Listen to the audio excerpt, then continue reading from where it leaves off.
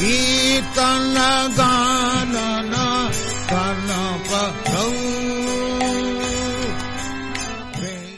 मनोभीष्टं स्थापितं येन भूतले स्वयं रूपा कलामयं ददाति सपदान्तिकम् वन्देऽहं श्रीगुरु श्रीयुतापदकमलं श्रीगुरुं वैष्णवांसा श्रीरूपं साग्रजातं सहगना रघुनाथान्वितं तं सजीवं साद्वैतं सावधूतं परिजनसहितं कृष्णचैतन्यदेवं श्रीराधा कृष्णपादान् सहगना ललिता श्रीविशाखान्वितांश नमो विष्णुपादाय कृष्णपृष्ठाय भूतले श्रीमते भक्तिवेदान्त स्वामिनिधि नामिने नमस्ते सरस्वती देवे गौरवाणी प्रसारिणे निर्विशेष शून्यवादी पाश्चात्य हे कृष्ण करुणा सिंधु दीनबंधु जगत्पते गोपेश गोपिका कांत राधा कांत नमस्ते तप्त कांचन गौरांगी राधे वृंदावनेश्वरी वृषभानुसुते देवी प्रणमामि हरिप्रिये नीलाचल निवासाय नित्याय परमात्मने बलभद्र सुभद्राभं जगन्नाथाय ते नमः वृन्दाय तुलसी देवै प्रियाय केशवस्य विष्णु भक्ति प्रदे देवी सत्यवत्यै नमो मञ्चाकल्पतरुभ्यश्च कृपा सिन्धुभ्यैव पतितानां पावनेभ्यो वैष्णवेभ्यो नमो नमः जय श्री कृष्ण चैतन्य प्रभु नित्यानंद श्री अद्वैत गदाधर श्रीवासादि गौरभक्तवृन्द हरे कृष्णा कृष्णा कृष्णा हरे हरे हरे राम राम राम हरे हरे ओम नमो भगवते वासुदेवाय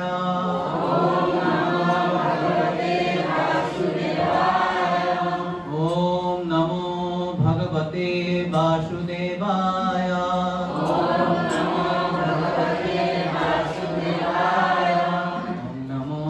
भगवते वासुदेवाय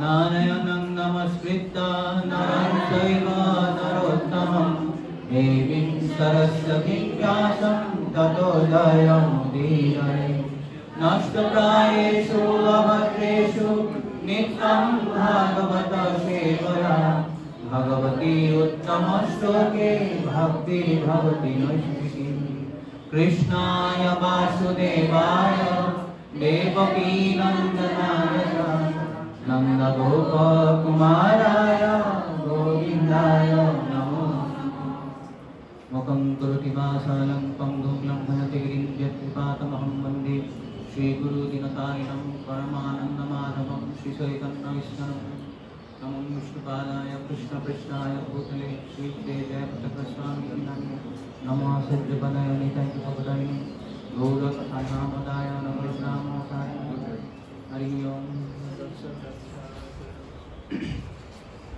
हरे कृष्ण उपस्थित समस्त वैष्णव वैष्णव ईश्वर ने धन्यवाद प्रणाम जगत गुरु श्रील प्रभुपाद की जय।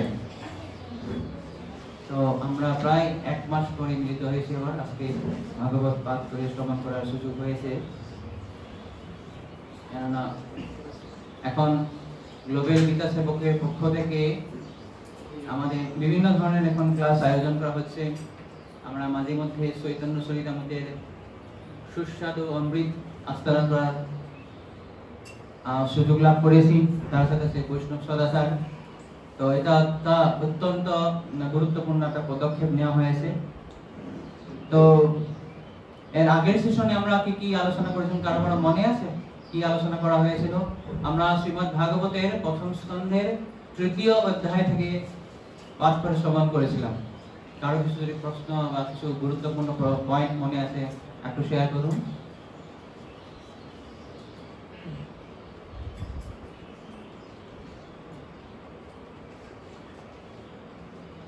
কার মনে আছে?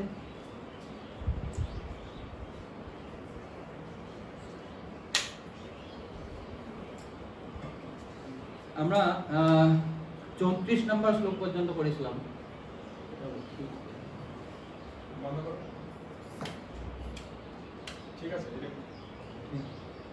আমরা 3য় অধ্যায় 34 নম্বর শ্লোক পর্যন্ত আলোচনা করেছিলাম, যেখানে প্রথমে আমরা প্রথম 5টি শ্লোকে কি বিষয় নিয়ে আলোচনা হয়েছিল? পুরুষ অবতার। কয় ধরনের পুরুষ অবতার আছে? কি কি? কারণকোষায় বিষ্ণু, গর্ভোদকোষায় বিষ্ণু এবং ক্ষীরোদকোষায় বিষ্ণু। তো আমরা এর আগেই বলেছিলাম ঋষিদের 6টি প্রশ্নের মধ্যে 3টি প্রশ্ন প্রথম 2টি অধ্যায়ে দেওয়া হয়েছে। 2টি অধ্যায়ের শেষের দিকে প্রথমে সূত গোস্বামী 4র্থ প্রশ্নের উত্তর দিতে গিয়ে তিনি প্রথমে 3য় প্রশ্নের উত্তর দিতে গিয়ে 4র্থ প্রশ্নটা তিনি উত্তর দিলেন। 4র্থ প্রশ্নটি ছিল পুরুষাবতার। তারপরে তিনি 3য় প্রশ্ন উত্তর দিলেন, কেন কৃষ্ণ ধরাধামে অবতীর্ণ হয়েছিলেন। তার উত্তর তিনি বলেছেন যে সত্যগুণে স্থিত বদ্ধ জীবদেরকে উদ্ধার করার জন্য তিনি জড় জগতে অবতীর্ণ হন। এরপরে আবার 3য় অধ্যায়ে প্রথম 5টি শ্লোকে তিনি বিস্তারভাবে পুরুষ অবতার সম্বন্ধে আলোচনা করেন। তারপরে 6 নম্বর শ্লোক থেকে 28 নম্বর শ্লোক পর্যন্ত তিনি বিভিন্ন অবতার, ভগবানের বিভিন্ন অবতার, যেমন মৎস্য, কুর্ম, বরাহ, নৃসিংহ, বিভিন্ন ধরনের অবতারগুলো বর্ণনা করেই তিনি কি করলেন, শেষে বলছেন যে এই সমস্ত অবতারগুলি হচ্ছে ভগবান কৃষ্ণের অংশ বা অংশের অংশ। এতে সংসকলাম পুংসম কৃষ্ণস্তু ভগবান স্বয়ং।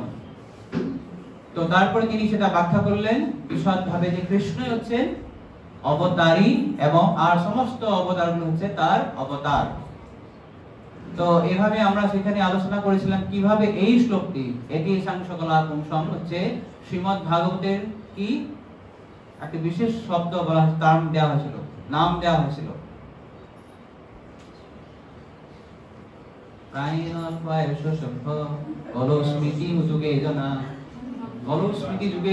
এখানে যোগের স্মৃতি কমে যায়।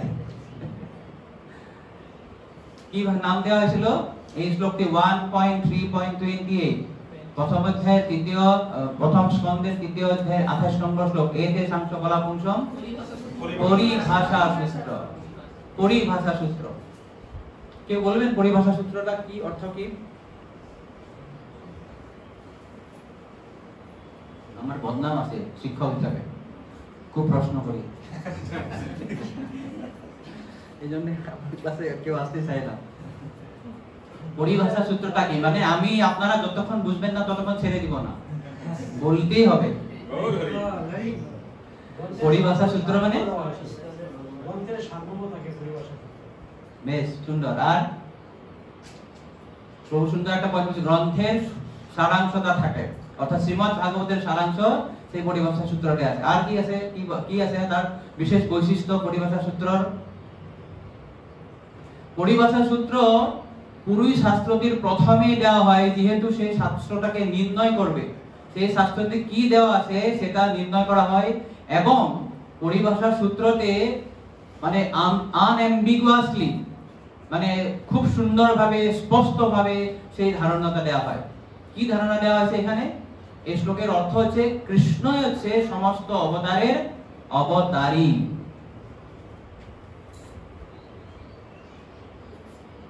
এই জন্য একে কি বলা আছে? শ্রীমদ্ ভাগবতের পরিভাষা সূত্র। এটা হচ্ছে পরিভাষা সূত্র সম্বন্ধে শ্রীল জীব গোস্বামী তার তত্ত্ব সন্দর্ভে বলেছেন তার কি কি লক্ষণ আছে।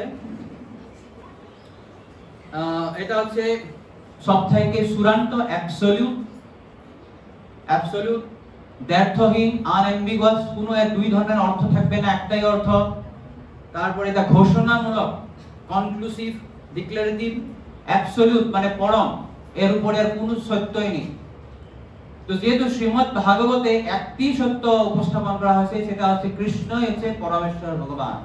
Krishna is the supreme personality of Godhead. Srila Prabhupada একবার একটা সত্য লেখায় তিনি কমসে কম 12 বার এই শব্দটি বলেছেন, Krishna is the supreme personality of Godhead. If you know Krishna is the supreme personality of Godhead, then you know everything. You have to know Krishna is the supreme personality of Godhead. এভাবে প্রায় 12 বার একটি শর্ট লেকচার তিনি বলেছেন Krishna is the supreme personality of Godhead, অর্থাৎ কৃষ্ণ আছেন পরমেশ্বর ভগবান। এবং এই সত্যিটাকে সেখানে এই পরিভাষা সূত্রে দেওয়া হয়েছে। এই জন্য একে বলা হয় কমান্ডার ভার্স। যেভাবে একটা যদি সৈন্যের মধ্যে মানে একটা যুদ্ধের সৈন্য যখন অ্যারেঞ্জ করা হয়, সেখানে অনেক সৈন্যের মধ্যে একজন কি থাকে, সেনাপতি থাকে। সেই ধরনের যে শ্রীমদ্ ভাগবত 18,000 শ্লোকের মধ্যে কমান্ডার ভার্সটা হচ্ছে এই 1.3.20। এটাকে বলা হয় পরিভাষা সূত্র। তো এখন আমরা আজকের সেকশনটা দেখব।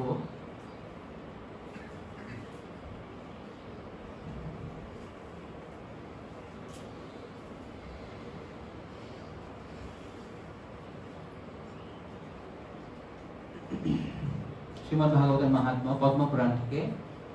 শ্লোকার্ধং শ্লোকপাদং বা নিত্যং ভাগবতোদ্ভবম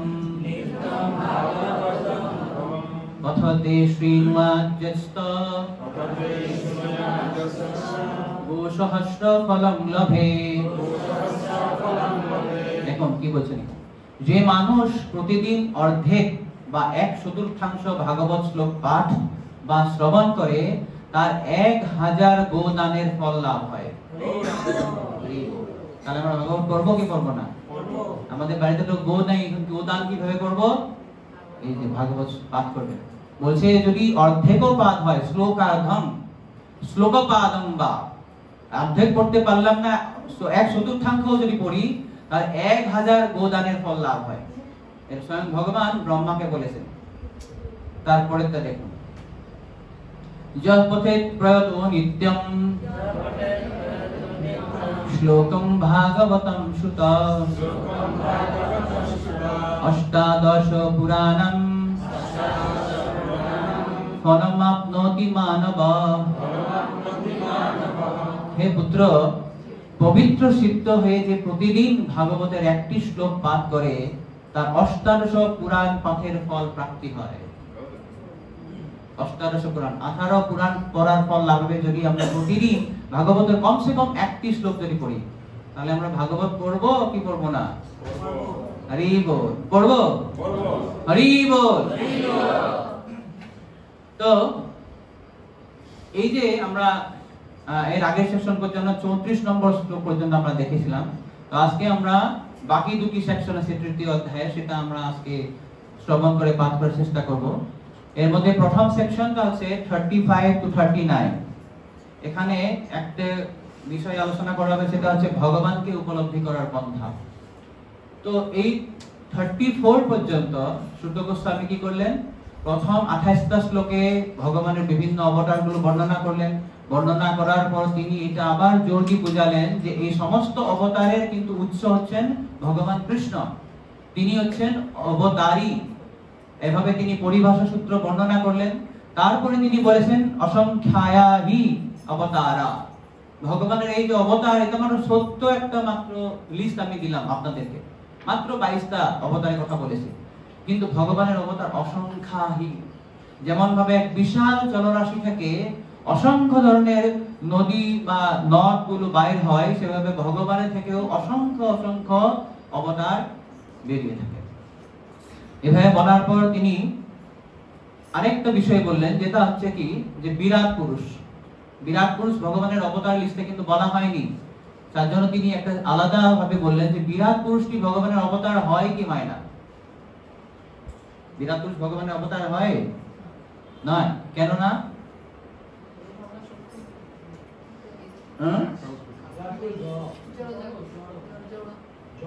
জড়। এই যে অবতারগুলি বর্ণনা হলো, তারা হচ্ছে অংশ বা অংশের কলা। তারা অবতারগুলি হচ্ছে সমস্ত অবতার চিন্ময়, কিন্তু বিরাট রূপ হচ্ছে জড় রূপ। কিন্তু জড় রূপ হলে কেন এখানে ভাগবতে বর্ণনা করা হয়েছে? কেননা এটা একটা বোনাফাইড কল্পনা। এখানে বিরাট রূপ মানে হচ্ছে যে জড় জগতে যে বিভিন্ন সৃষ্টি আছে, এই সমস্ত সৃষ্টিকে ভগবানের দিব্য শরীরের মধ্যে ম্যাপিং করা হয়েছে। ম্যাপিং করা মানে এক একটা জায়গায় বসিয়ে দেওয়া হয়েছে। এই জিনিসটা ভগবানের আঁখ বা চোখ, এই জিনিসটা ভগবানের হাত, এটা ভগবানের পা, এটা ভগবানের উরু, এই বিভিন্ন ধরনের তাকে একটা সাজানো হয়েছে। বাট ইজ এ ইমাজিনারি, কল্পনা একটা। কিন্তু কল্পনা হলেও সেটা বলা হয়েছে যেহেতু এই কার জন্য করা হয়েছে, এই বিরাট রূপের ধারণাটা কাকে দেওয়া হয়েছে, কার জন্য? যারা ভগবানের রূপকে মানে বিশ্বাস করতে পারে না, যারা ভগবানের প্রতি বিশ্বাস নেই, এই ধরনের ব্যক্তিকে ভগবতমুখী করার জন্য একটা বিরাট রূপের কল্পনা করে বলা হয়েছে যে হ্যাঁ তোমরা তাহলে বিরাট রূপেরই কল্পনা করো। এই সম্বন্ধে আমরা দ্বিতীয় স্কন্ধে এবং তৃতীয় স্কন্ধে খুব সুন্দরভাবে সেখানে বর্ণনা হবে কিভাবে যারা অ্যাটাচ যোগী এবং ডিটাচ যোগী, যারা পরমাত্মার ধ্যান করতে চায়, যারা অষ্টাঙ্গ যোগ করে, দুই ধরনের যোগী থাকে। এক হচ্ছে অ্যাটাচ যোগী। অ্যাটাচ যোগী মানে তারা যদিও যোগ সাধনা করছে, বিষয়বস্তুর প্রতি তাদের এখন আকর্ষণ রয়েছে, তো তারা কাকে ধ্যান করবেন। এবং আরেক প্রকারের যোগী থাকে, তারা বিষয়ের প্রতি আকর্ষণ নেই। তো এই ধরনের যোগীকে বলা হয় ডিটাচ যোগী, অর্থাৎ অনাসক্ত যোগী। আর যারা আসক্ত যোগী, তারা যখন ধ্যান করবে, তারা এই বিরাট রূপের উপর ধ্যান করবে। এই সম্বন্ধে আমরা বিস্তারিত পরে আলোচনা করব। কিন্তু এই যে দুই ধরনের যোগী বলা হয়েছে, আসক্ত এবং অনাসক্ত, তো আসক্ত যোগীরা বিরাট রূপের ধারণা করবে এবং অনাসক্ত যোগীরা পরমাত্মার রূপের উপর ধারণা করে। তো এইভাবে বলার পর তিনি সেখানে একটা খুব গুরুত্বপূর্ণ কথা বলেছেন যে আসক্ত এবং অনাসক্ত, যে যেমন আমরা জীব বা জীবাত্মার দুই ধরনের শরীর থাকে, একটা থাকে সূক্ষ্ম শরীর আর একটা স্থূল শরীর। কিন্তু এই দুই ধরনের শরীর থাকা সত্ত্বেও জীবাত্মাটা চিন্ময় না জড়? চিন্ময়। জীবাত্মা চিন্ময়, কিন্তু তৎসত্ত্বেও আমাদের উপর দুটি দেহ আছে, দুটি কাভারিংস আছে। যেমন আমরা জামা পরি, তার নিচে আবার গেঞ্জি পরি, তো এই ধরনের আমার সূক্ষ্ম দেহ আছে এবং স্থূল দেহ আছে। তদ্রূপ ভগবান হচ্ছে চিন্ময়, কিন্তু ভগবান চিন্ময় হওয়া সত্ত্বেও এই যে জড় উপাদান দিয়ে যে বিরাট রূপের কল্পনা করা হয়েছে, সেই জন্য এই জড় রূপ, বিরাট রূপটা হচ্ছে ভগবানের একটা জড় রূপ। যদিও ভগবানের কোনো জড় রূপ হয় না, আমাদের যেমন জড় রূপ হচ্ছে, এই দেহটা হচ্ছে আমার জড় রূপ, এটা আমার চিন্ময় রূপ নয়। কিন্তু ভগবানের একটা জড় রূপ হয়, তথাকথিত জড় রূপ। এমনি কিন্তু ভগবানের কোনো জড় রূপ নেই। কিন্তু যেহেতু জড় উপাদানগুলিও ভগবানেরই শক্তি, তার জন্য এই জড় উপাদান দিয়ে ভগবানের একটা রূপের কল্পনা করা হয়েছে, সেটাকে বলা হয় বিরাট রূপ। এটা ক্লিয়ার? কারণ কনফিউশন আছে? এর আগে আমরা একটা আলোচনা করেছিলাম যে আকাশ কখনো মেঘাচ্ছন্ন হয় না, বাতাস কখনো ধুলার্ত হয় না, তাই না? কি হয়, বাতাস যখন ধুলো নিয়ে আসে, আমরা বলি যে বাতাসটা খুব মানে খোলা খোলা হয়েছে। আর আকাশও ক্লিয়ার থাকে সব সময়। কখনো কখনো মেঘ চলে আসে, আমরা বলি আকাশটা মেঘাচ্ছন্ন হয়ে গেছে। তদ্রূপ এই যে জীবাত্মা, এটা সব সময় কিন্তু পবিত্র। কিন্তু কখনো কখনো যখন সে এই জড় বন্ধনের মধ্যে পড়ে যায়, তখন কি হয়, আমরা মনে করি যে জীবতা দেহ, বা আমরা মনে করি, জীব মনে করে যে আমি এই দেহের সঙ্গে আছি। এই কথা ক্লিয়ার হয়েছে আপনাদের? তো এইটাই হচ্ছে বিরাট রূপের ধারণা। তারপর আমরা আজকের থেকে আলোচনা করব, এটা হচ্ছে এই যে ভগবানের যে বিভিন্ন ধরনের তার মহিমা বা তার গুণ, এসব যারা মূর্খ লোক তারা বুঝতে পারে না। যারা বিদ্বান তারাই কি করে, তার যে প্রাকৃত জন্ম এবং কর্মরহিত বিভিন্ন ধরনের নিষ্কলুষ চরিত্র বিষয়ে বর্ণনা করেন। তো আমরা শ্লোকটা বর্ণনা করি।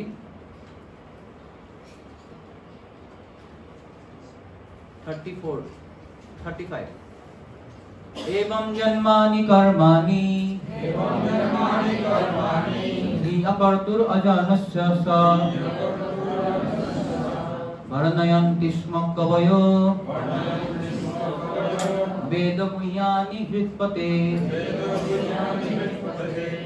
কি বলছে?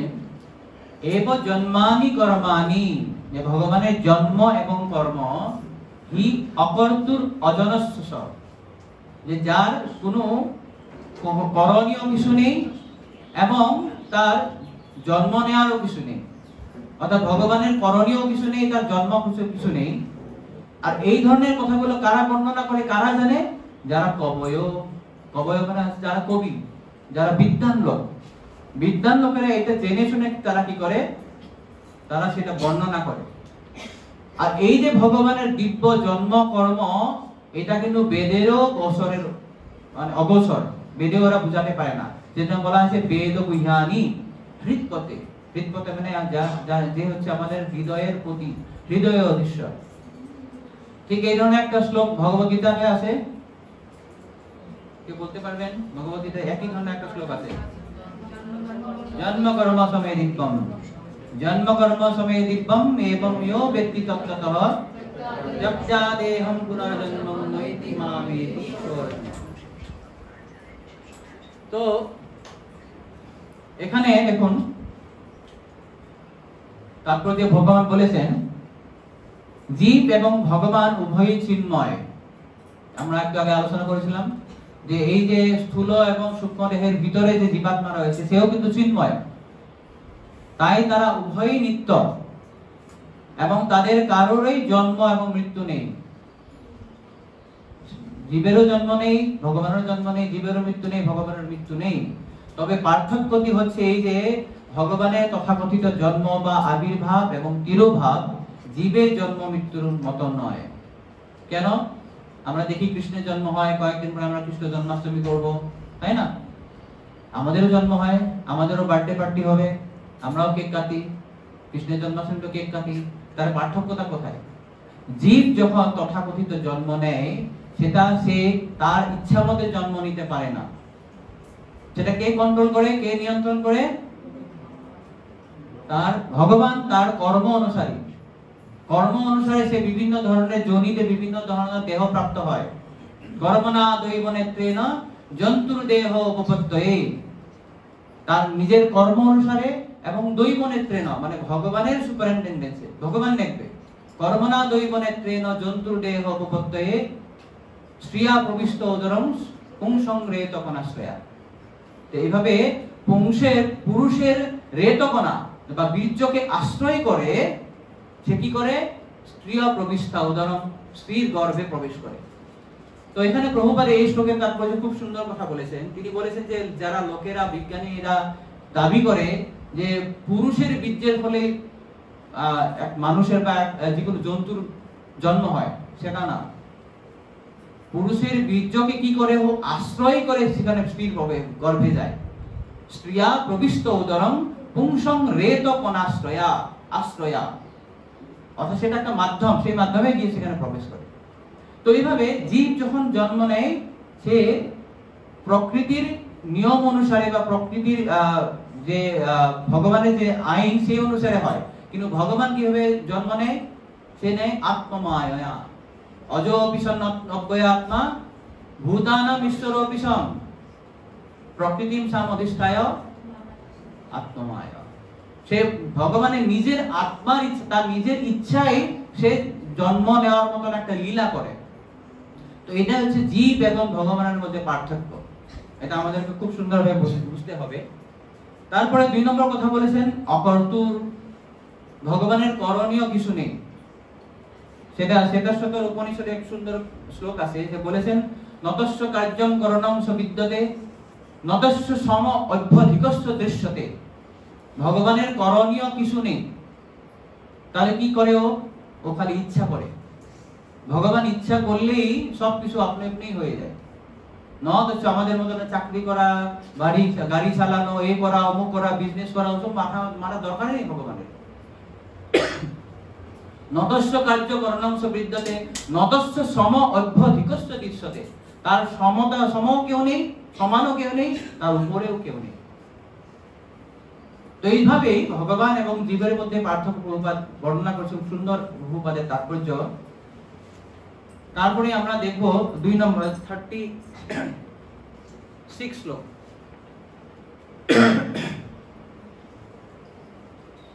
সবাইদং বিশ্বমোঘম সবাইদং বিশ্বমোঘলীলা সৃজ্যত্যবত্যত্তি ন সজ্জতেস্মিন ভূতেষু শান্তর্হিত আত্মতন্ত্রঃ সার্বর্গিকং জিঘ্রতি সর্গুণেশ।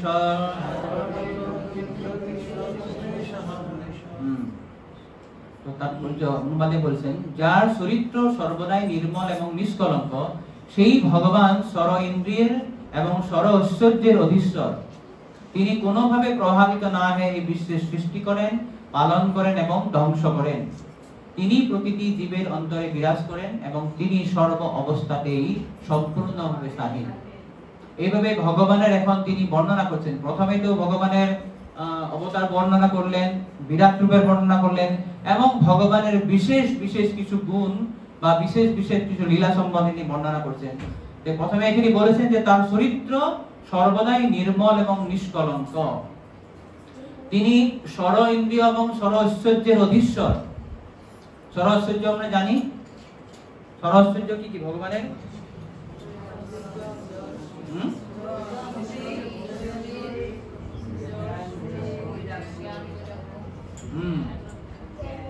সমগ্রস্য বীর্যস্য যশস্য শ্রিয়ঃ জ্ঞান বৈরাগ্য স্বর্ণাং ভোগ ইতিক্কনা। তো ভগবান হচ্ছে সর ঐশ্বর্য পূর্ণ। আমাদের অনেকের মধ্যে কিছু কিছু ভক্ত থাকে, আমি হয়তো এলন মাস্ক হতে পারি, বিল গেটস হতে পারি, ঐশ্বর্যের মতো মিস ইন্ডিয়া হতে পারি, কিন্তু এভাবে কয়েকদিন আমি হয়তো খুব সৌন্দর্যের অধিকারী হতে পারি, সংসার সম্পদের অধিকারী হতে পারি, বা কিছুদিন পরে আমাকে ইন্ডিয়া মিস করবে। আমি এখন মিস ইন্ডিয়া, কয়েকদিন পরে ইন্ডিয়া আমাকে মিস করবে। তো এটাই হচ্ছে আমাদের এই ক্ষুদ্র ঐশ্বর্যের, এটা হচ্ছে আমাদের গর্ব। আমরা কেউ হয়তো অহংকার করে বলতে পারি না যে আমি সমগ্র সৃষ্টির মালিক, আমি সমগ্র ঐশ্বর্যের মালিক, আমি সমগ্র সৌন্দর্যের মালিক, সমস্ত জ্ঞান আমার কাছে আছে, সমগ্র যশ আমার কাছে আছে। না, এটা মাত্র একজনই ব্যক্তি দাবি করতে পারে, তিনি হচ্ছেন ভগবান কৃষ্ণ।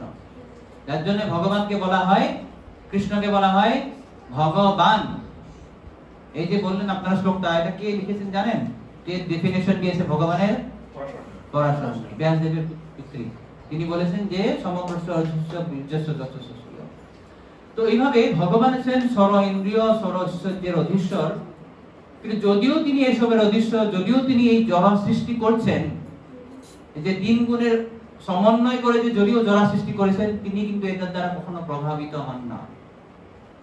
কখনো এই তিন গুণ তাকে প্রভাবিত করতে পারে না। তিনি যদিও সমস্ত জীবের অন্তরে থাকেন এবং সর্ব অবস্থাতে তিনি স্বাধীন। এভাবে তিনি ভগবানের সৃষ্টি, তার চরিত্র বলার পর তার পরের শ্লোকে তিনি বলেছেন যে কারা ভগবানকে বুঝতে পারে না। এই যে ভগবানের বিভিন্ন কথাগুলো বলা হলো, এসব বলার পরও কারা বুঝতে পারে না। তো 37 শ্লোকে তিনি বলছেন যারা মূর্খ অজ্ঞ লোক, তারা ভগবানে কখনো জানতে পারে না। নসাস্য কশ্চিন নিপুনে নধাতু, নসাস্য কশ্চিন নিপুনে নধাতু অবৈতি জন্তু কুমনীশ ভূতিহি নামানি রূপানি মনোবসোভিহি সন্তন্মতো নত শরিয়ামি ভাগ্যঃ। কি বলছেন? নসাস্য কশ্চিন নিপুনে নধাতু, যারা এইভাবে ভগবান যে সমস্ত কার্যে তিনি নিপুণ, ধাতু মানে হচ্ছে সৃষ্টিকর্তা ভগবান, তিনি যে সৃষ্টিকর্তা ভগবান সমস্ত কিছুতে তিনি নিপুণ, এবং এই নিপুণ ভগবান কি করেন, নতবৎ অভিনয় পরায়ণ তিনি এমন ভাবে কাজ করবেন যেমন একটা নাটকের অভিনেতা এমন ভাবে সাজবে যে তার বাড়ির লোক চিন্তা করবে এই লোকটাকে, এই রাজাটা খুব সুন্দর সাজেছে, তো পরে বলে এটা আপনারই স্বামী, উনি রাজা হয়েছে। তো অভিনেতা এমন ভাবে অভিনয় করবে, সাজাবে যে তাকে কেউ চিনতেই পারে না। তো ভগবান এইভাবেই কাজ করেন। আমরা দেখি, এরপরে দেখবো অষ্টম অধ্যায়ে যখন কুন্তী দেবী প্রার্থনা করবেন, সুন্দর একটা শ্লোকে তিনি ভগবানের প্রার্থনা করবেন, মায়া জবনিকাচ্ছন্নম অজ্ঞাদক্ষজমব্যয়, তারপর নতনাট্য ধরো যথা, নতনাট্য ধরো যথা, ভগবান নতধর উনি, এমন সুন্দর নাটক করবে কেউ বুঝতেই পারবে না। তো যারা অজ্ঞ লোক, যারা মূর্খ লোক, যারা বিকৃত মনোভাবাপন্ন, তারা কখনো ভগবানের এই বিভিন্ন লীলা খেলাগুলো বুঝতেই পারে না। তো প্রভুপাদ সুন্দরভাবে তার তাৎপর্য বলেছেন, আমরা দেখবো এখানে যে ভগবানকে যে জানতে পারে না, দুই ধরনের জড়বাদী লোক আছে। জড়বাদী লোক দুই ধরনের কেমন হয়, এক হচ্ছে সকাম কর্মী, আর এক হচ্ছে যারা মনোধর্মী, যারা জল্পনা কল্পনা করে, সাহিত্যিক, তারপরে যারা কবি, তারা বিভিন্ন ধরনের কল্পনা করে, বিভিন্ন সুন্দর কবিতা লিখবে, সুন্দর সাহিত্য লিখবে। আর যারা সকাম কর্মী, তারা শুধুমাত্র ইন্দ্রিয় তৃপ্তি ভোগেই তারা ব্যস্ত থাকে, তাদের জীবনের উদ্দেশ্য হচ্ছে কিভাবে ইন্দ্রিয় চরিতার্থ করা যায়। তো যারা সকাম কর্মী, তারা তো পরম সত্য সম্পর্কে তাদের কোনো উপলব্ধি নেই, তারা বুঝতেই পারে না। তারা শুধুমাত্র এটাই যে হয়তো আমি কিছু ধর্ম করব, ধর্ম করার আমার লক্ষ্য হবে অর্থ উপার্জন করবা, আর অর্থ উপার্জন কেন করব, নিজের কামনা বাসনা চরিতার্থ করা, ধর্ম অর্থ কাম। আর যখন এইভাবে করে, যখন অনেক টাকা পয়সা ইনকাম করে, অনেক সম্পত্তি করে, অনেক আমি ইন্দ্রিয় চরিতার্থী করার পর যদি কারো একটু সদ্বুদ্ধি হয় যায় না এটা আমার হবে না, তখন কি ভাববে ও, যে না আমাকে মুক্তি পেতে হবে, এখান থেকে চলে যেতে হবে। আর যারা জল্পনা কল্পনাকারী, তারা প্রভুপাদ এখানে বলছেন যে সকাম কর্মীর থেকেও তারা একটু শ্রেষ্ঠ, কারণ তারা এটা বুঝেছে যে এই ইন্দ্রিয় ভোগেই মানুষের জীবনের একমাত্র লক্ষ্য নয়। তাই তারা কি করে, ভগবানের সাথে মিলিত হতে চায়, মুক্তি পেতে চায়। তো কিন্তু মুক্তি পেতে চাইলেও যেহেতু তারা ভগবানের সবিশেষ রূপের কোনো ধ্যান করে না, বা সেই সম্বন্ধে তাদের কোনো ধারণা নেই, তার জন্য তারা কি করে, জল্পনা করে। তারা ভগবানকে কোনো আকার দেন না, রূপ দেন না। বড়জোর তারা চিন্তা করবে যে ভগবানের কোনো রূপ নেই, উনি সর্বব্যাপ্ত, তাই আমিও সেই সর্বব্যাপ্ত ভগবান, নিরাকার ভগবানের গায়ে মিলিত হয়ে যাওয়া দরকার, যাকে বলা হয় কি মুক্তি, সাযুজ্য মুক্তি।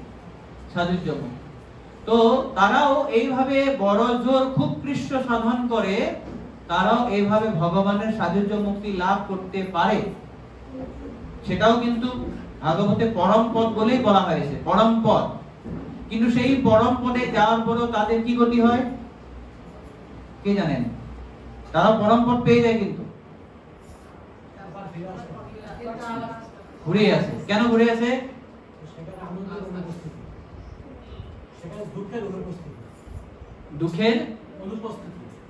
দুঃখের অনুপস্থিতি।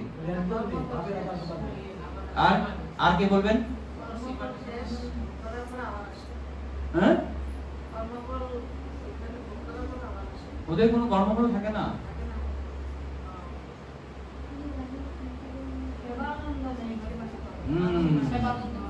এটাই যে নেরবিন্দাক্ষ বিমুক্তমানিন তহিয়স্ত ভাবত অবিশুদ্ধ বুদ্ধয়।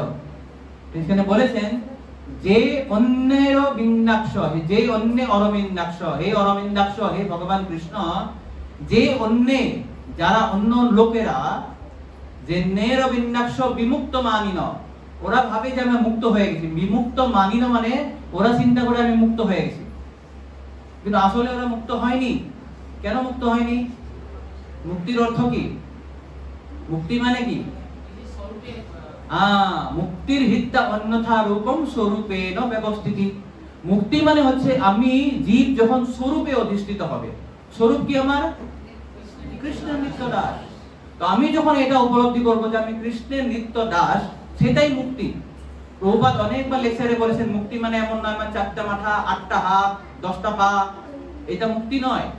মুক্তি মানে আমি যখন এটা উপলব্ধি করব যে আমি কৃষ্ণের নিত্য দাস, বাস। এখন এই উপলব্ধি করার পরে আমি কি করব? বড় শুভেচ্ছা বলতে থাকবো, তো কি করব? ভগবানের সেবা করব। আমি কৃষ্ণের নিত্য দাস, তো আমি কৃষ্ণের সেবা করব, সেটাই ভক্তি যোগ। তো সেটা হচ্ছে আসল মুক্তি। কিন্তু এরা কি করে? ওরা বিমুক্ত মানিন, ওরা হয়ে মুক্ত হয়ে গেছি। সেটাই বলছেন যে নের বিন্দাক্ষ বিমুক্ত মানিন তৈ অষ্টভাবাৎ অবিশুদ্ধ বুদ্ধয়। তাদের বুদ্ধি অশুদ্ধ, অবিশুদ্ধ হয়ে গেছে, কেননা তাদের ভাবটা অষ্টবুদ্ধয়, তাদের ভাব অস্তমিত হয়েছে। তো তাদের বুদ্ধি যেহেতু অস্তমিত, তারা কি করে? আরূঢ় কৃষ্ণেন পরম পদম ততঃ। তারা অনেক কৃষ্ণ সাধন করে সেই পরম পদ প্রাপ্ত হয়। কিন্তু অনেক কৃষ্ণ সাধন করতে হয়, গিয়ে গিয়ে তারা কি করবে? ব্রহ্মচর্যে বিলীন হয়ে যাবে, সাধুজ্য মুক্তি। কিন্তু কি হয়? পতন্তি অধম অনাদৃত দুষ্পদম রয়। যেহেতু তারা ভগবানের তোমার শরণ যুগলের কখনো সেবা করেনি, মাতাজি যেটা বলে সেবানন্দ, তার জন্য তারা আবার ফিরে আসে এখানে। আবার ফিরে আসে এখানে কি করে? হাসপাতাল খুলে, অনাথ আশ্রম খুলে। প্রভুপাদ বলেছেন এরকম। তো এই ধরনের লোকের আবার এসে কি করে? না না, ব্রহ্মসত্য জগৎ মিথ্যা, এই জগতে আসার কোনো কারবার নেই, আমি ব্রহ্মে বিলীন হয়ে যাব। কিন্তু ব্রহ্মে বিলীন হওয়ার পরেও তারা কেন আবার হাসপাতাল খুলে? তাহলে বড় বড় হাসপাতাল খুলছে, অনাথ আশ্রম খুলছে, স্কুল খুলছে, কেন? কেন তারা সেখানে কোনো আনন্দ পায়নি। আবার এখানে এসে ওরা আনন্দ পাওয়ার চেষ্টা করে। স্কুল খুলে আমার নাম হোক একটা, আমাদের সংস্থার একটা বড় স্কুল আছে, বড় হাসপাতাল আছে, হ্যাঁ, বড় অনাথ আশ্রম করে দিয়েছি, এই ধরনের জড়ানন্দ নেওয়ার চেষ্টা করে। দ্যাট মিন্স তারা আসলে মুক্তি পায়নি। তো এই ধরনের যারা মূর্খ লোক, তারা ভগবানের যে এই অনন্ত সুন্দর মহিমা লীলা তারা বুঝতে পারে না। তো তারা বুঝতে পারে না, ঠিক আছে, এখন কারা বুঝতে পারে? এরপরে হচ্ছে খুব ইম্পর্টেন্ট শ্লোকটা, খুব সুন্দর শ্লোক।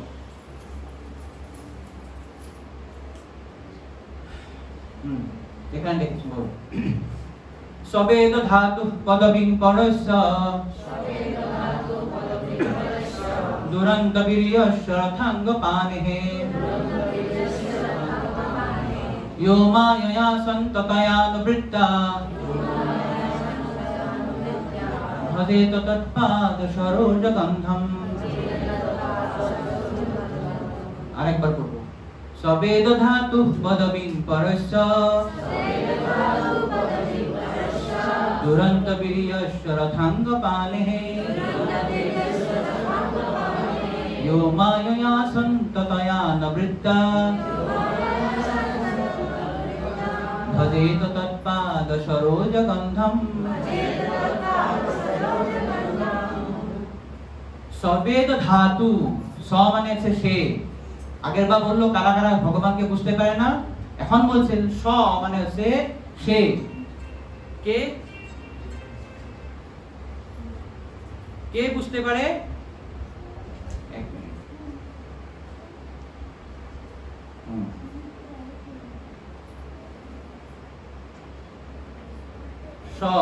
মানে সে, বেদ মানে হচ্ছে জানতে পারে, সে জানতে পারে ভগবানকে।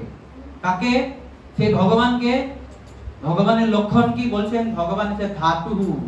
ধাতু মানে হচ্ছে সৃষ্টিকর্তা। সেই সৃষ্টিকর্তা কেমন ধরনের? তার লক্ষণ কি?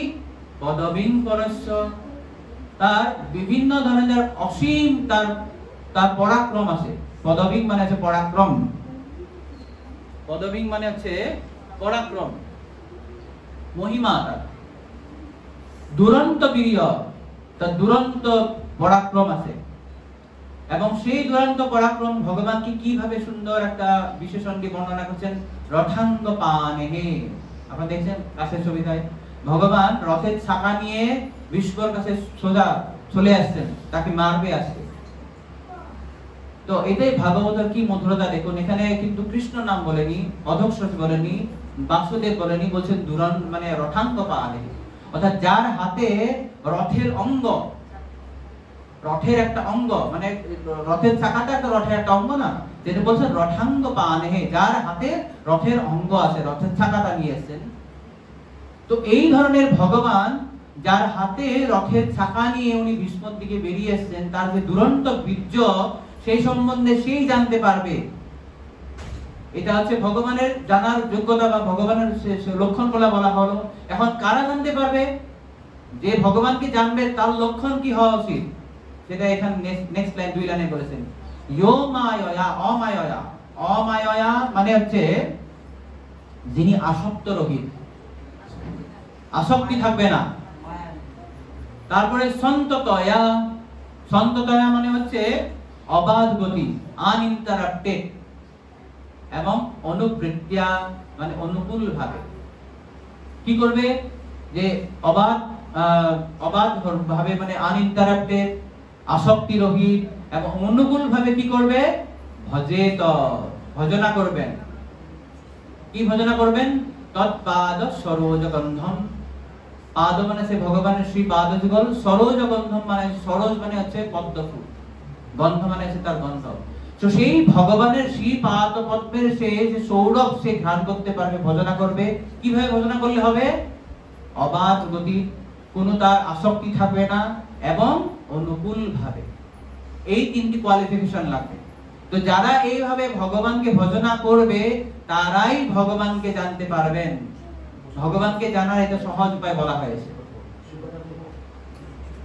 রাইট? তো এই শ্লোকটাতে আরো সুন্দর 2টি শ্লোকের সঙ্গে আমরা বর্ণনা করতে পারি। আমরা 1.2.6 যেখানে বলা হয়েছিল সবাই পুংসাং করো ধর্ম যত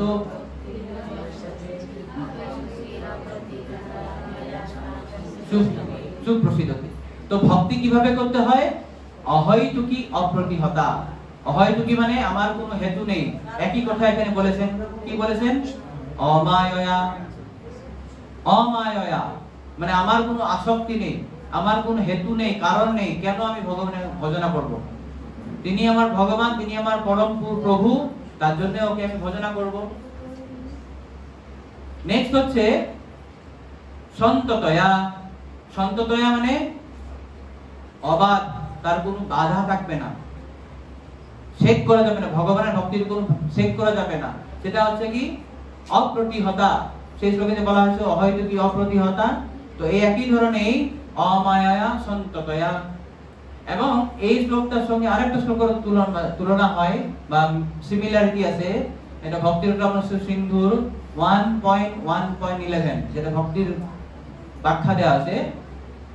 সেটা হচ্ছে কি ভক্তির যারা ডেফিনিশন দেওয়া আছে ভক্তির রসমৃদ্ধ সিন্ধুতে, অন্নাভিলাষিতা শূন্যম, অন্নাভিলাষিতা শূন্যম জ্ঞান কর্মাদি অনাবৃতম আনুকূল্যেন কৃষ্ণানুশীলন। আনুকূল, এই যে একই কথা বলছে, অনুবৃত্তিয়া। অনুবৃত্তা মানে অনুকূল ভাবে। তো যারা এইভাবে ভগবানের অনুকূল ভাবে আসক্তি রহিত হয়ে অবাধ ভাবে, অবাধ গতিতে কোনো ধরনের বাধা না রাখে যদি ভগবানের ভজনা করেন, তারাই সেই দুরন্ত পানে। তো আপনারা মনে সবাই জানেন এই কাহিনীটা, কিভাবে ভগবান এভাবে রথের চাকা নিয়ে ভীষ্মের দিকে দৌড়াচ্ছিলেন। তো ভগবান এই লীলার দ্বারা 2টি বিপরীত ধর্মী ভক্তকে অনুগ্রহ করেছেন। বিপরীত ধর্মী মানে এক হচ্ছে তার অনুকূল, মানে তথাকথিত বিপরীত ধর্মী। ভীষ্ম আসলে কৃষ্ণরই ভক্ত, কিন্তু তিনি অ্যাক্টিং করেছেন, অভিনয় করেছেন বিপরীত ধর্মী হয়ে। তো একই সঙ্গে তিনি অর্জুন এবং ভীষ্মকে তিনি কৃপা করেছেন। তো যখন ভীষ্ম সেদিন যুদ্ধ করেছেন, এমন ভাবে যুদ্ধ করেছেন ভীষ্ম যে কৃষ্ণ আজকে অর্জুন মারাই যাবে, এমন ভাবে তিনি স্বরবিদ্ধ করেছেন যে যদি কৃষ্ণ যদি মাঝখানে না আসে, মধ্যস্থতা না করে, আজকে অর্জুনের মৃত্যু নিশ্চিত। তো যখন এটা দেখতে পাচ্ছেন, কৃষ্ণ সঙ্গে সঙ্গে মানে অর্জুনের রথ ভেঙে চুরমার হয়ে গেছে, সঙ্গে সঙ্গে কৃষ্ণ অর্জুনের রথের চাকা নিয়ে বিষ্ণুর দিকে দৌড়াচ্ছেন। এমন ভাবে দৌড়াচ্ছেন যে তার অঙ্গবস্ত্র পড়ে গেছে, তার খেয়াল নেই। এই ধরনের এইটার ব্যাখ্যা আমরা নবম অধ্যায়ে দেখব, যেখানে ভীষ্মদেব এই যে কৃষ্ণর বর্ণনা করবেন, স্তুতি করবেন। এই বিশেষ পরিস্থিতিটা নিয়ে তিনি সেখানে ভগবানের প্রার্থনা করবেন।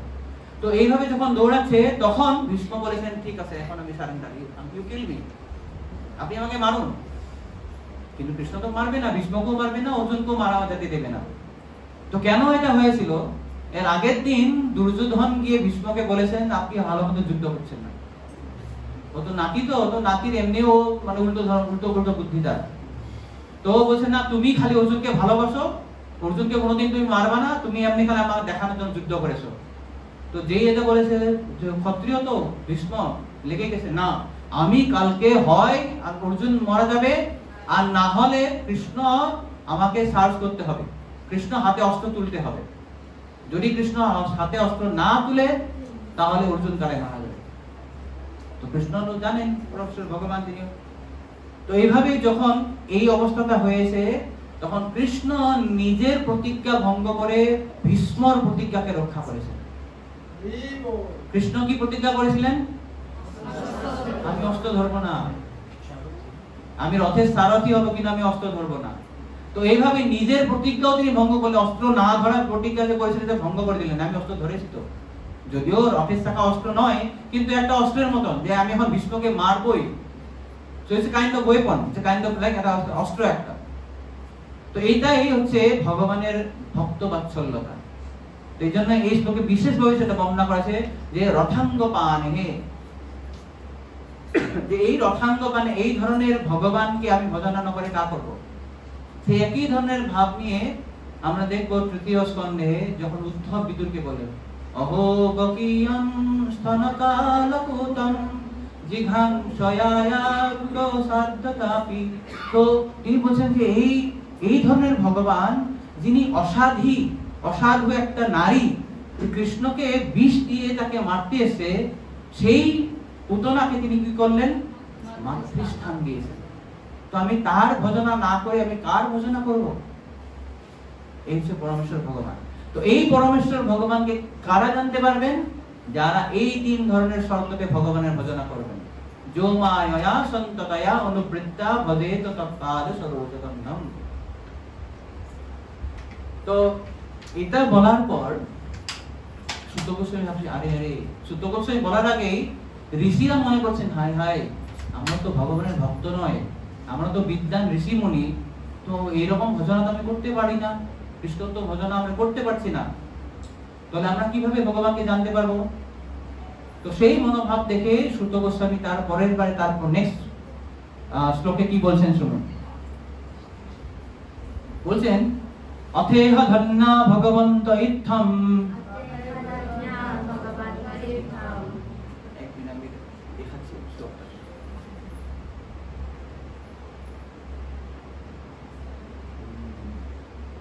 ওকে, অথেহ ধন্যা ভগবন্ত ইত্থম যদ্বাসুদেবে কিল লোকনাথ কুর্বন্তি সর্বাত্মকদাত্মভাবম ন যত্র ভূয়ঃ পরিবর্ত উগ্রহ। তো অনুবাদটা দেখুন কি বলছেন, অথেহ ধন্যা ভগবন্ত ইত্থম যদ্বাসুদেবে অখিল লোকনাথে। তো এই ধরনের প্রশ্ন করার মাধ্যমে কেবল এই জগতে সফল হওয়া যায় এবং পূর্ণ জ্ঞান লাভ করা যায়। কেননা এই ধরনের প্রশ্ন জগৎপতি পরমেশ্বর ভগবানের প্রতি অপ্রাকৃত প্রেম বিকশিত করে এবং জন্ম মৃত্যুর ভয়ানক আবর্ত থেকে জীবকে সম্পূর্ণ মুক্ত করে। তো হঠাৎ করে ভগবানের বলতে বলতে কেন এই শ্লোকটা এখানে আসলো, কেন এরকম বললো, এইটা এই যে আমি লিঙ্কটা যে বলছি দুটো শ্লোকের মধ্যে, এই লিঙ্কটা কিন্তু এখানে নেই।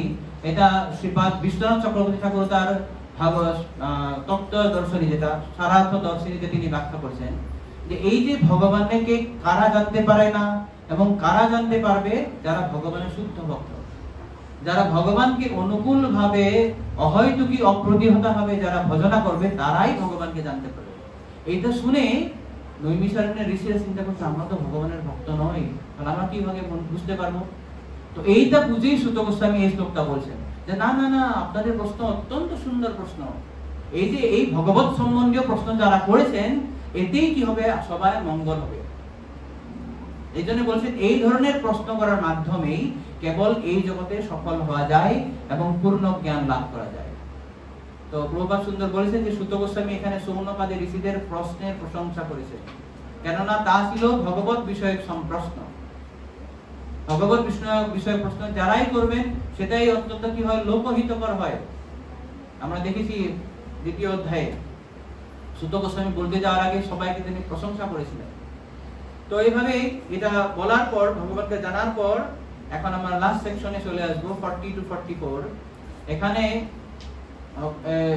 সুত গোস্বামী 5টা প্রশ্নের উত্তর দিয়ে দিলেন লীলা অবতার পর্যন্ত। এখন তিনি 6 নম্বর প্রশ্নের উত্তর দিবেন। 6 নম্বর প্রশ্ন কি ছিল?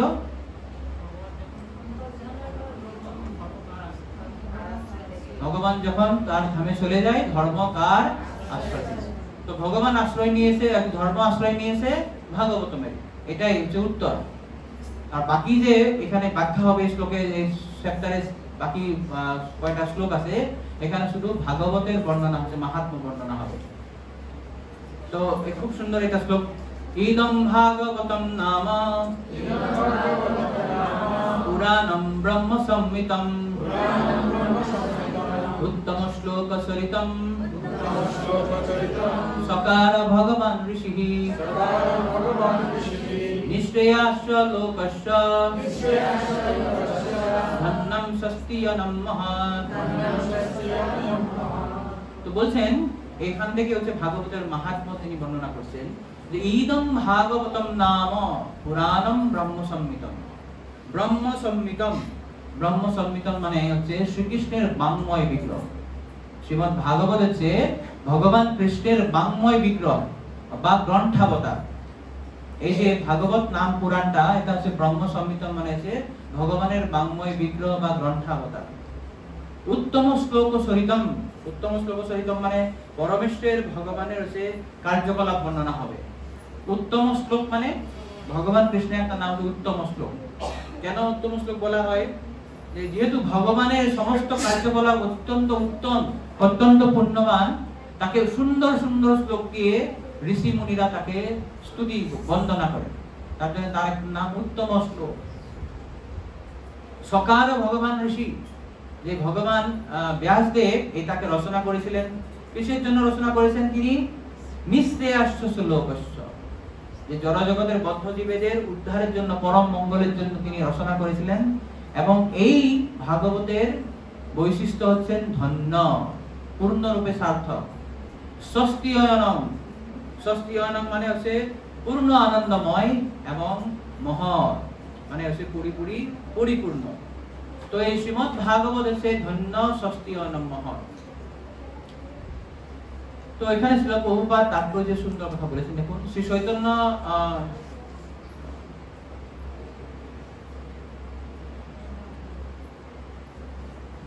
শ্রী চৈতন্য মহাপ্রভু ঘোষণা করেছেন শ্রীমদ্ ভাগবত হচ্ছে সমস্ত বৈদিক জ্ঞানের এবং ইতিহাসের নির্মল এবং পূর্ণ বর্ণনা। শ্রী চৈতন্য মহাপ্রভু কি বলেছেন? এটা অমল পুরাণ বলেছেন। অমল পুরাণ অর্থাৎ এই যে পুরাণে কোন ধরনের কোনো দোষ নেই, ত্রুটি নেই, তার জন্য বলা হয় অমল পুরাণ। তো এই ধরনের এই যে শ্রীমদ্ ভাগবত সে ভগবানের বিগ্রহ, বাঙ্ময় বিগ্রহ। শ্রীমদ্ ভাগবত এবং ভগবান হচ্ছে অভিন্ন। তাই যেভাবে আমরা পরমেশ্বর ভগবানের ভজনা করি বা পুজো করি, শ্রীমদ্ ভাগবতেরও একই ধরনের ভজনা করতে হয়, পুজো করতে হয়। তো তার অর্থ মানে অনেকে কি করে, হয়তো আসনে শ্রীমদ্ ভাগবত প্রতিষ্ঠা করে, প্রতিদিন আরতি করে, সেটা ভালো, কিন্তু আসল পূজাটা কি? আর আর আর কীর্তন কাকে করবেন? কীর্তন করা মানে প্রসার করা। আর আমি কীর্তনও করলাম, প্রসারও করলাম, আর আরেকটা করতে হবে, আচার করে না কহ না করে প্রচার। আমি প্রচার করলাম কিন্তু আচার করতে হবে। তো শ্রীমদ্ ভাগবত খালি আমি আসনে রেখে প্রতিদিন ধূপ দীপ দিলাম, সেটা ঠিক আছে, খুব ভালো, ভগবানকে ভজনা করার মতো নয়। কিন্তু আসল ভাগবতের ভজনা হচ্ছে আমি ভালোভাবে অধ্যয়ন করা, ভালোভাবে অধ্যয়ন করে সেটা হৃদয়ঙ্গম করে সেটা অন্যকে বোঝানো, প্রসার করা এবং তার সাথে সেটা আমার জীবনে সেটা প্রয়োগ করা। যদি আমি সেটা করতে না পারি তাহলে সময়ের বহি কেবল আমি ভাগবত শুনলাম কিন্তু আচার করলাম না। আচার প্রসার নামের করহ দুই কার্য, তুমি জগতের গুরু তুমি আর্য। তো এইভাবে আমরা ভাগবতের সুন্দরভাবে আরতি বা ভগবতের সুন্দরভাবে পুজো করতে পারি। তো এটা হচ্ছে, তারপরে আর 2-3টা শ্লোক আছে, আমরা বেশি সময় নেই। তো এইভাবে ভাগবতের বর্ণনা মহিমা করার পর তিনি বলেছেন যে শ্রীল ব্যাসদেব সমস্ত বৈদিক শাস্ত্র এবং ব্রহ্মাণ্ডের ইতিহাসের সারতত্ত্ব আহরণ করার পর সমস্ত আত্মতত্ত্ব জ্ঞানীদের মুকুটমণি স্বরূপ তার পুত্রকে তা দান করেছিলেন। এটা ভাগবতের পরম্পরা বলছেন যে এটা খুব সুন্দর এটা বলেছেন যে আমরা সবটা পড়ি। তদিদং রাহয়ামাস সুতমাত্মবতাম পরম সর্ববেদিতাহ শানাং সারং সারং সমুদ্ধৃতম তদিদং গ্রাহয়ামাস সুতম আত্মবতাম পরম। তো এখানে বলেছেন এখন গ্রাহয়ামাস মানে গ্রহণ করতে বাধ্য করানো হয়। যখন সুখদেব গোস্বামী জন্মগ্রহণ করে সঙ্গে সঙ্গে তিনি কিন্তু বাড়ি থেকে পালিয়ে গেছিলেন, বাড়িতে থাকবেই না। আর তার বাবা কি করছেন, পুত্রে হে পুত্রে হে পুত্রে যখন কান্না করে গেছিলেন, আমরা দেখেছি 2য় অধ্যায়ে প্রথমে। তো ও কিছু সারাই দিচ্ছিল না, শুধু খালি কারা সারা দিচ্ছিল, তরুরিব না বিদু, যারা বৃক্ষরা তারা তাকে সারা দিয়েছিল। তো পুত্র চলে গেছে, তারপরে ব্যাসদেব প্ল্যান করলেন ওকে কিভাবে গাড়িতে ফিরে আনা যায়। তার কয়েকটি শিষ্যকে বললো তোমরা কি 2টো শ্লোক ওর কাছে পড়ো। তার মধ্যে একটা শ্লোক এই যে আমরা বলছিলাম অহোবকিয়ম, আর একটা আছে নতবর বপুর, ভগবানের বর্ণনা করে, রূপের বর্ণনা। সেইটা শুনে সে উত্তেজিত বিস্ফোরিত বিক্ষিপ্ত হয়েছে, আরে এরকম পুরুষ কি, এত সুন্দর রূপ। তো এসে তাদেরকে জিজ্ঞাসা করলে আচ্ছা কে এই রূপ লোকটা। ওরা বলছে আমি তো আমরা জানি না, আমাদের গুরুদেব সব জানেন, চলুন ওনার কাছে। তো এই আছে, তখন আসলো তার পিতার কাছে, আর সেখানেই তিনি সুন্দর বসে পড়লেন। এরপরে সব চ্যাপ্টারে আমরা দেখবো সুত গোস্বামী বলবেন কিভাবে তিনি পুরো ভাগবত শ্রবণ করেছিলেন। সেই জন্য এখানে সুত গোস্বামী বলেছেন গ্রাহয়ামাস, তাকে শুনতে বাধ্য করা হয়েছিল, তার ইচ্ছে ছিল না। আর কে ছিল উনি? আত্মবতাং পরম, যারা আত্মতত্ত্ব বেত্তা তাদের মধ্যে শ্রেষ্ঠ, পরম মানে শ্রেষ্ঠ। আত্মারাম, আত্মারামের মধ্যেও শ্রেষ্ঠ। আত্মারামস্য মুনেও নির্গ্রন্থা অপি রূপমে কুর্বন্তি হয়তো ভক্তিম ইত্থং ভূতগুণ হরি। তো আত্মারাম পর্যন্ত লোকেরও সেই ভগবানের অদ্ভুত গুণ তাদেরকে আকৃষ্ট করতে পারে।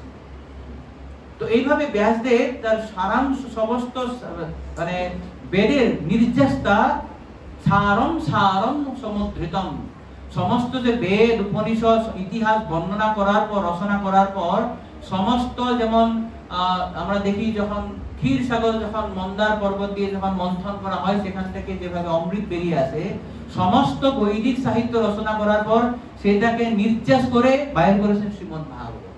আর এই শ্রীমদ্ ভাগবত প্রথমে তিনি শুনিয়েছেন তার পুত্র।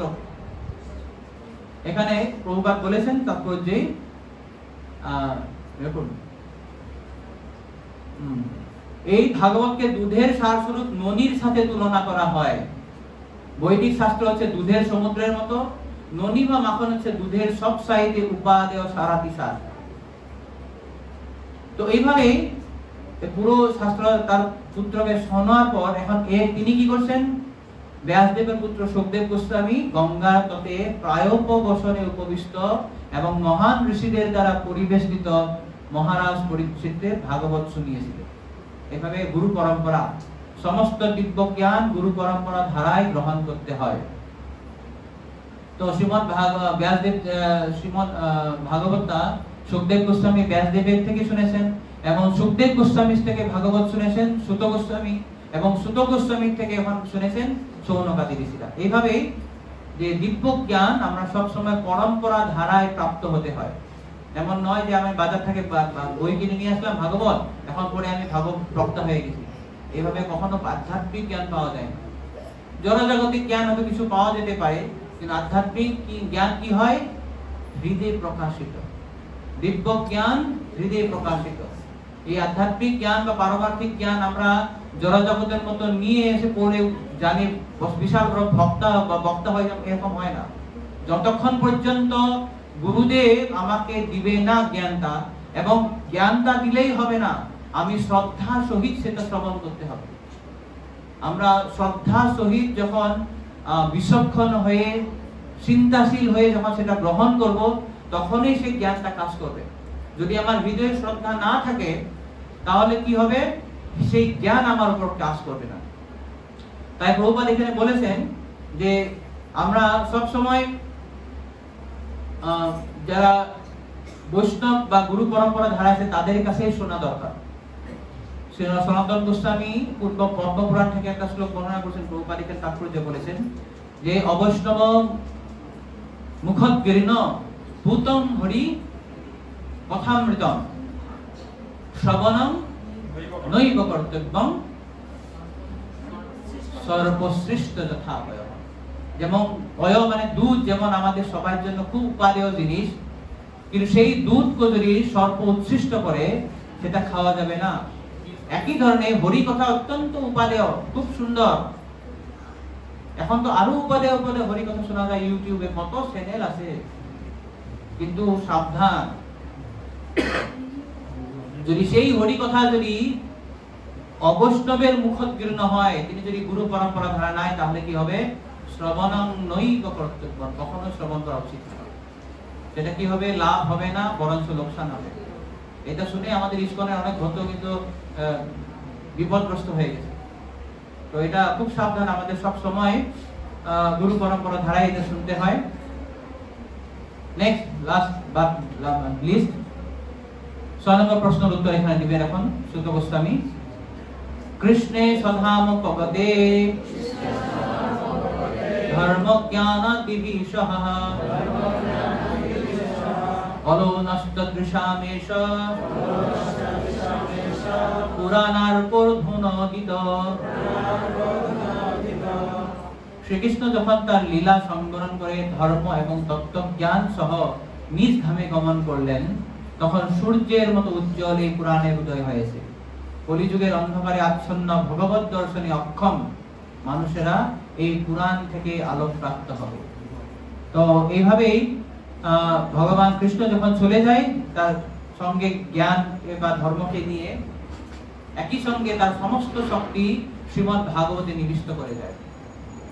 যার জন্যই এই যে ভাগবত আমরা তৃতীয় স্কন্ধে দেখবো, যেখানে যখন বিদুর উদ্ধবের সঙ্গে মিলিত হবে, বিদুর উদ্ধবকে জিজ্ঞাসা করবেন সবকিছু ঠিক আছে তো, যদুবংশারা সব ঠিক আছে তো।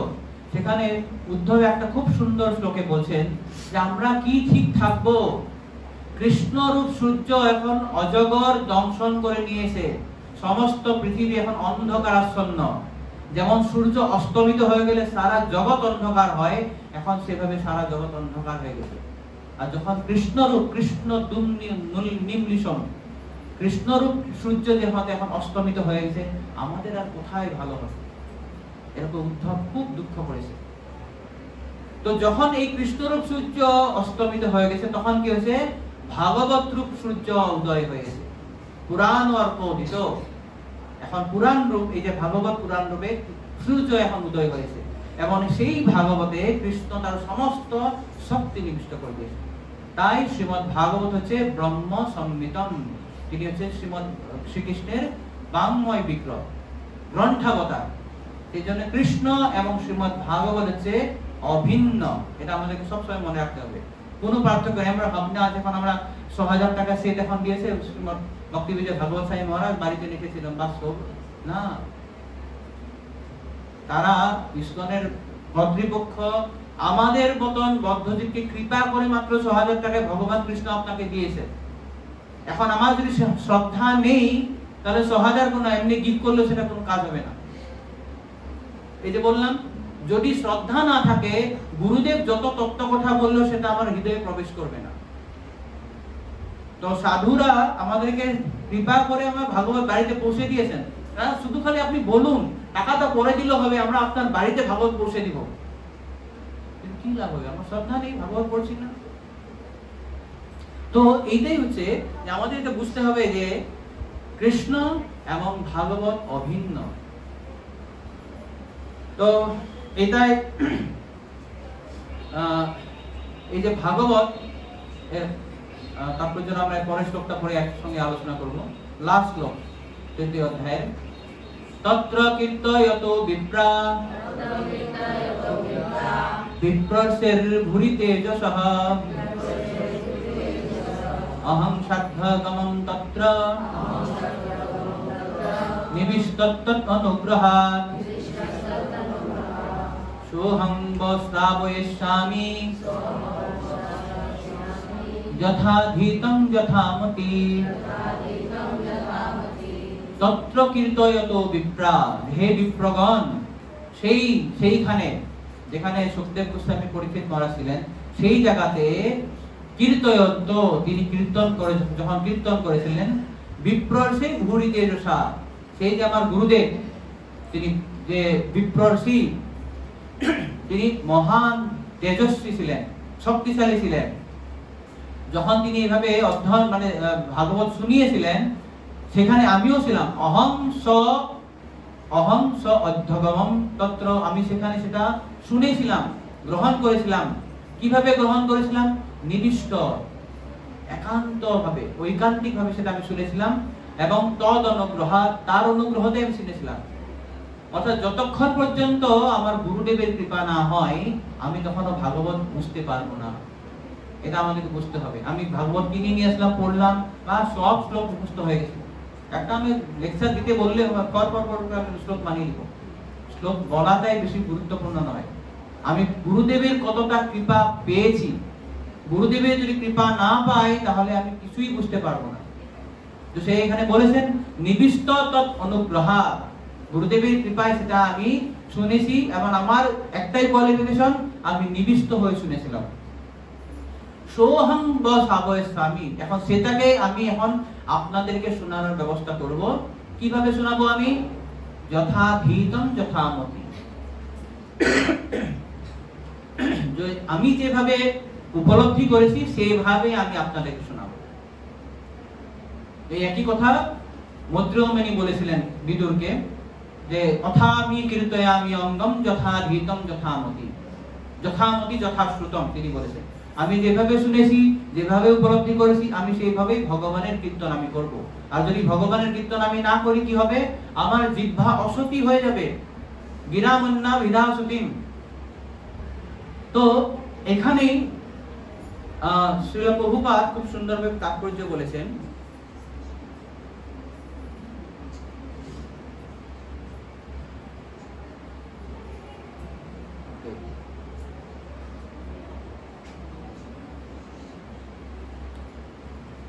কেউ একজন পড়ুন প্রথমটা।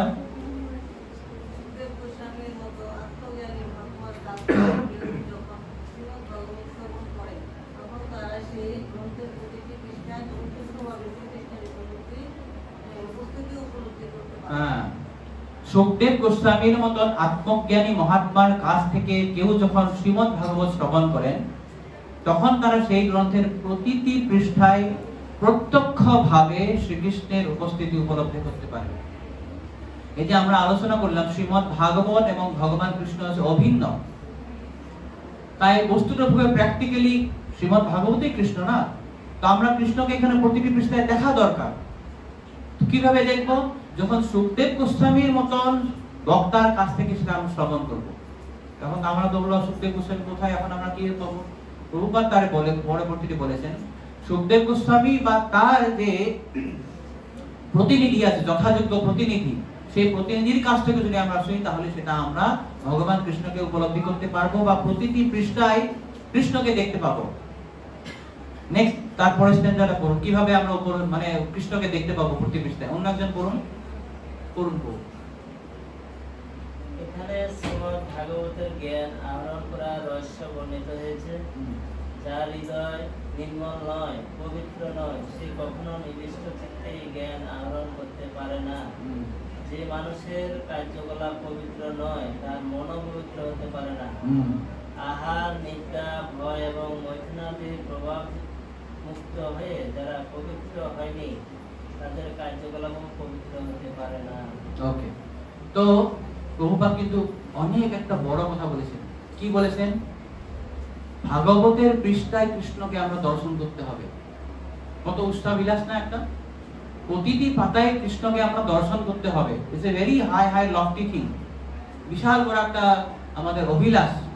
কিন্তু সেটাকে প্রভুপাদ কি সুন্দরভাবে আমাদের একদম আমাদের প্র্যাকটিক্যাল ব্যবহারিক পন্থা তুমি শিখিয়ে দিয়েছেন যে কি কি করলে আমরা কিন্তু দেখতে পাবো, কি কি করলে দেখতে পাবো। দেখুন এখানে কি বলেছেন প্রভুপাদ, দেখতে পাচ্ছেন এখানে বোঝা যাচ্ছে? তিনি বলেছেন যে যখন আমাদের আহার নিদ্রা ভয় মৈথুন এসব যখন পবিত্র হবে, যার পবিত্র হয় তখন তার কি হবে, তখন তার কার্যকলাপ পবিত্র হবে। এই যে আমরা আহার নিদ্রা ভয় মৈথুন এসবই করছি, তো এইসব যখন আমার পবিত্র হয় তখন আমার কার্যকলাপ পবিত্র হয়। যখন এইসব কার্যকলাপ পবিত্র হয় তখন আমার কি হবে, মনও পবিত্র হবে। যখন মন পবিত্র হয় তখন আমি কি করতে পারবো, নিবিষ্ট চিত্তে সেটা শ্রবণ করতে পারবো। আর যখন নিবিষ্ট চিত্তে শ্রীমদ্ ভাগবত আমি শ্রবণ করতে পারবো তখন কি করতে পারবো, শ্রীমদ্ ভাগবতের প্রতিটি পৃষ্ঠায় কৃষ্ণকে দর্শন করতে পারবো। তো প্রভুপাদ খুব সুন্দরভাবে তার বলিষ্ঠ যে তাৎপর্য, সুন্দর তাৎপর্য বলেছেন যে আমরা যে কার্যগুলি করি এই কার্যগুলো আমাদেরকে সুন্দরভাবে শুদ্ধ করা দরকার। এইটাই হচ্ছে ইস্কনের যেটা বা প্রভুপাদের যেটা দেওয়া আমাদেরকে প্র্যাকটিক্যাল আমাদের যেটা উপদেশ, তার জন্য আমরা ইস্কনে প্রথম আমাদের 4টি নিয়ম পালন করতে হয়। 4টি নিয়ম যখন আমরা পালন করব তখন আমরা পশু স্তর থেকে আমরা মানুষ স্তরে উঠে আসবো। আমরা রজগুণ গুণ বা তমগুণ থেকে আমরা উঠে আসবো সপ্তগুণে। তো এইভাবে যখন আমরা আহার নিদ্রা ভয় মৈথুন এই 4টি যখন আমরা শুদ্ধ করব, পবিত্র করব, তারপরে আমাদের যে কার্যকলাপগুলি হবে তখন কি হবে, সেটা পবিত্র হয়ে যাবে। তো এই আমার কার্যগুলি যখন পবিত্র হবে তারপরে আমার কি হবে, মন পবিত্র হবে। মন যখন পবিত্র হবে তখন আমি হরি কথা নিবিষ্ট চিত্তে শ্রবণ করতে পারবো। নিবিষ্ট চিত্তের অনুবাদ প্রভুপাদ কি বলছে শুনুন। নিবিষ্ট চিত্তে তিনি বলেছেন তারপর যে নিবিষ্ট কথাটির অর্থ হচ্ছে শ্রুত গোস্বামী শ্রীমদ্ ভাগবতের রসামৃত তার কর্ণকুহরের মাধ্যমে পান করেছিলেন। পিবন্তিয়ে ভাগবত কথামৃতম, ভগবানের কথা আমরা কান দিয়ে শ্রবণ মানে খেতে হয়। তো এইভাবে নিবিষ্ট করে তিনি যখন আমরা ভগবানের কথা যখন নিবিষ্ট চিত্তে শ্রবণ করব তখনই শ্রীমদ্ ভাগবতের কথা বা শ্রীমদ্ প্রতিটি পাতায় শ্রীমদ্ ভগবান কৃষ্ণকে দেখতে পাবো। অর্থাৎ ভগবান কৃষ্ণকে দেখতে হলে আমার মন শুদ্ধ হতে হবে। যখন মন শুদ্ধ কিভাবে হবে, নিবিষ্ট চিত্তে শ্রবণ করলে আমি কৃষ্ণকে বুঝতে পারবো। সেটা সম্ভব আমার মন যখন শুদ্ধ হয়। মন কিভাবে শুদ্ধ হবে, যখন আমার কার্য শুদ্ধ হয়। আর কার্য কিভাবে শুদ্ধ হবে, যখন আমার আহার নিদ্রা ভয় মৈথুনগুলো শুদ্ধ হয়। তো এইভাবে করার ফলেই আমরা শ্রীমদ্ ভাগবতের প্রতিটি পাতায় পাতায় কৃষ্ণকে দর্শন করতে পাবো। তো এইভাবেই আমরা 3য় অধ্যায়টা আজকে সমাপ্তি করলাম। পুরো 3টি অধ্যায়ের আজকে সারাংশটা আমরা দেখি লাস্ট 1-2 মিনিট। ঋষিরা 6টি প্রশ্ন করেছিলেন, আবার সমাপ্ত করছি আমরা। প্রথম প্রশ্ন ছিল জনসাধারণের পরম মঙ্গল কি, এটা 1.1.9 ছিল। তার উত্তরটা হচ্ছে ভক্তির মাধ্যমে কৃষ্ণকে লাভ করা, এটা হচ্ছে 1.2.6 and 7। সবই পুংসাং পরধর্ম এবং বাসুদেবে ভগবতী। 2 নম্বর প্রশ্ন সমস্ত শাস্ত্রের সারমর্ম কি, সেটার উত্তরও দেওয়া আছে পুরা 2য় অধ্যায়ে, যে ভগবত ভক্তি করার মাধ্যমে ভক্তি করাটা হচ্ছে সমস্ত শাস্ত্রের সারমর্ম। 3 নম্বর প্রশ্ন কৃষ্ণের আবির্ভাবের উদ্দেশ্য, সেটা 1.2.34 লাস্ট 2য় অধ্যায়ের লাস্ট লোকে বলেছেন। সেটা হচ্ছে যারা সপ্তগুণে স্থিত বদ্ধজীবকে উদ্ধার করার জন্য ভগবান কৃষ্ণ আবির্ভাব হন।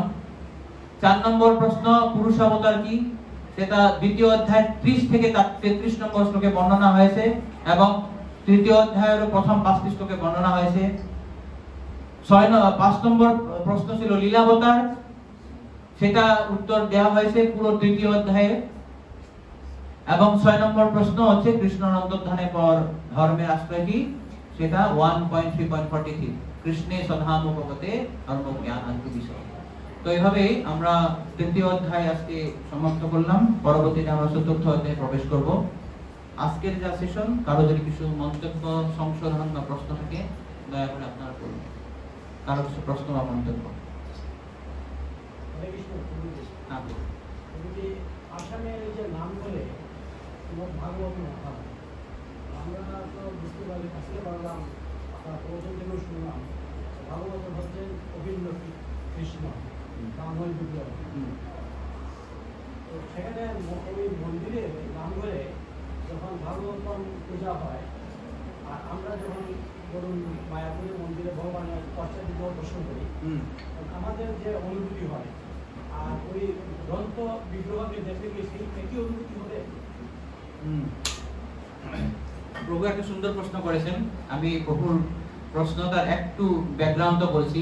তিনি প্রশ্ন করেছেন আসামে নামঘর আছে, অনেকে হয়তো আপনারা জানেন না।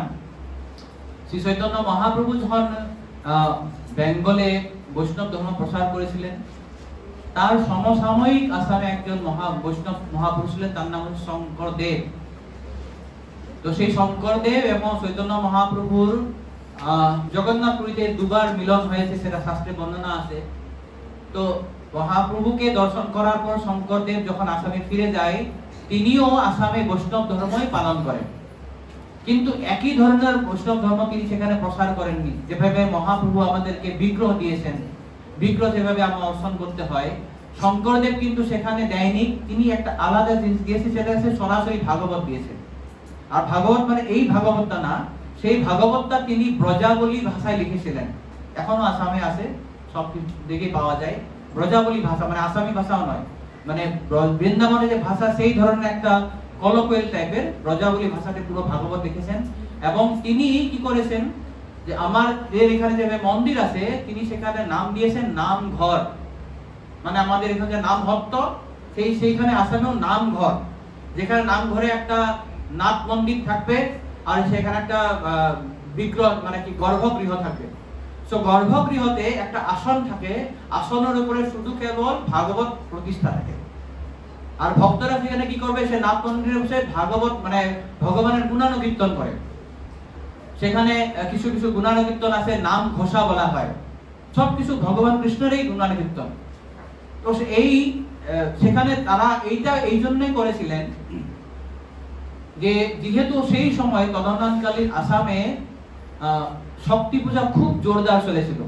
আপনারা জানেন অনেকে আসামে গুয়াহাটিতে কামাখ্যা দেবী আছে, যেখানে দেবী মার যোনি সেখানে পতিত হয়েছিল।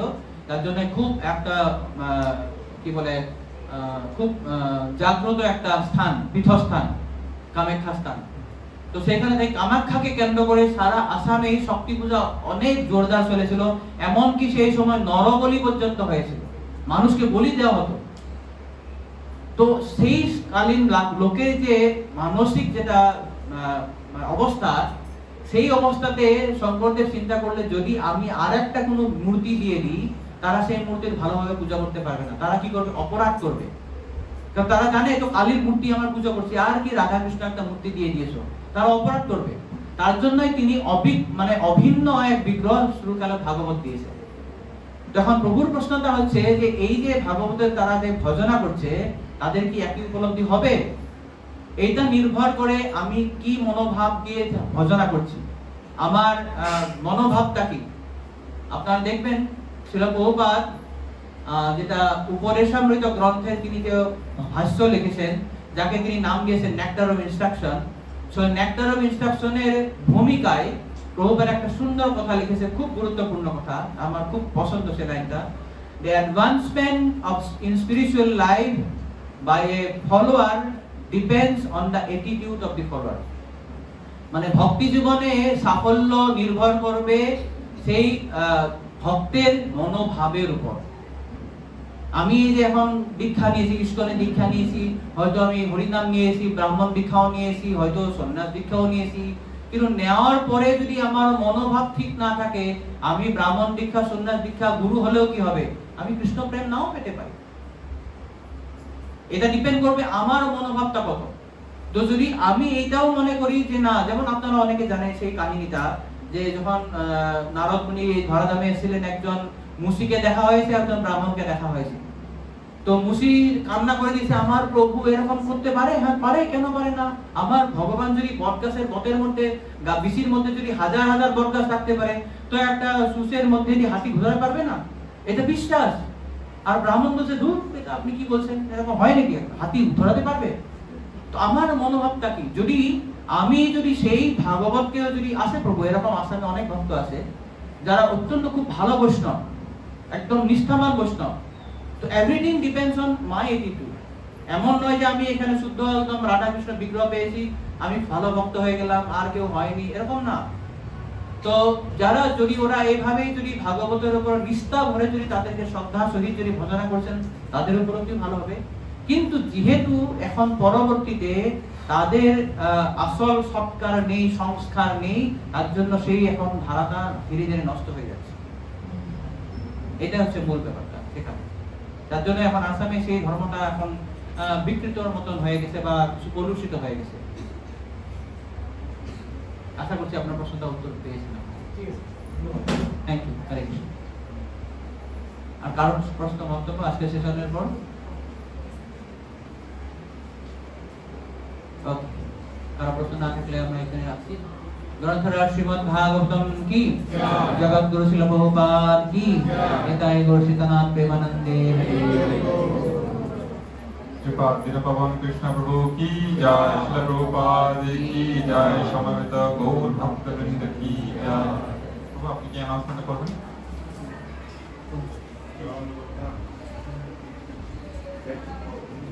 হরে কৃষ্ণ। শুধু ভক্তবৃন্দের একটা বিশেষ ঘোষণা, আজকে এই যে ভাগবত বাহন চক্র দীর্ঘদিন ধরে চলছে, প্রায় 3 বছর হচ্ছে। তো আমাদের পরিচালকদের মধ্যে অত্যন্ত গুরুত্বপূর্ণ একজন সদস্য যিনি হচ্ছেন জগদানন্দ প্রভু, আর তার মেয়ের আজকে জন্মদিন। তো আজকে প্রসাদের ব্যবস্থা উনি করেছেন।